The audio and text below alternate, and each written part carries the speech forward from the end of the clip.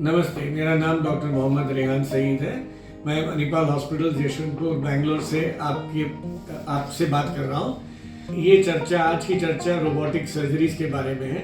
Robot एक ऐसी नई चीज़ है, नई टेक्नोलॉजी है जो हाल में ही आई है, हाल में यानी 5-10 साल के अंदर आई है, लेकिन इसका इस्तेमाल और इसकी उपलब्ध जो आज के ऑपरेशंस में ज़्यादा होने लगी है। लास्ट 2 साल या 3 साल के अंदर रोबोटिक सर्जरीज काफ़ी पिकअप हुए हैं। तो क्या फ़र्क है रोबोटिक सर्जरी और ओपन सर्जरी और लैप्रोस्कोपिक सर्जरी में?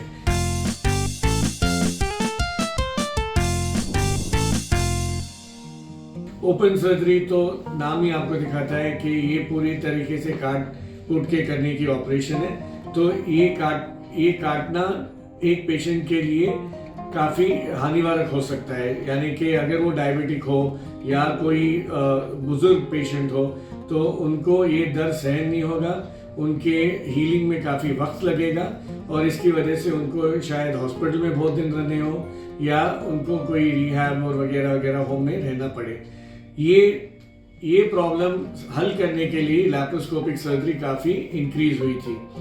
लैप्रोस्कोपिक सर्जरी से क्लियर कट हमें पता चल गया कि ओपन नहीं करने से हीलिंग जल्दी होती है और इसीलिए काफ़ी ऑपरेशन जैसे कि gall bladder, appendix, intestinal resection, थोड़े लंग सर्जरीज, प्रोस्टेटिक सर्जरीज, इन सब को अब लैप्रोस्कोपी के जरिए किया गया था। लैप्रोस्कोपिक सर्जरी में और रोबोटिक सर्जरी में एक और जंप है। रोबोटिक सर्जरी लैप्रोस्कोपिक सर्जरी से और भी सेफ है और भी एक्यूरेट है। तो रोबोट में खासियत ये है कि एक रोबोटिक विजन जो है वो कंप्लीट 3D विजन है। इसका मतलब कि आपको पूरी तरीके से उस ऑर्गन का डेप्थ, उस ऑर्गन की हर चीज़, हर छोटी मोटी चीज़, खासियत आपको साफ दिखाई देती है। ये 16x मैग्निफिकेशन में आपको दिखाई देती है। दूसरी बात यह है कि लैप्रोस्कोपी में आपके हाथ सिर्फ 180 डिग्री हिलते हैं, लेकिन रोबोटिक सर्जरी में रोबोट के हाथ पूरे 360 डिग्री रोटेट होते हैं। तो आपको जहाँ भी सीवन लेना हो, टाका लेना हो, कोई भी चीज़ पकड़नी हो,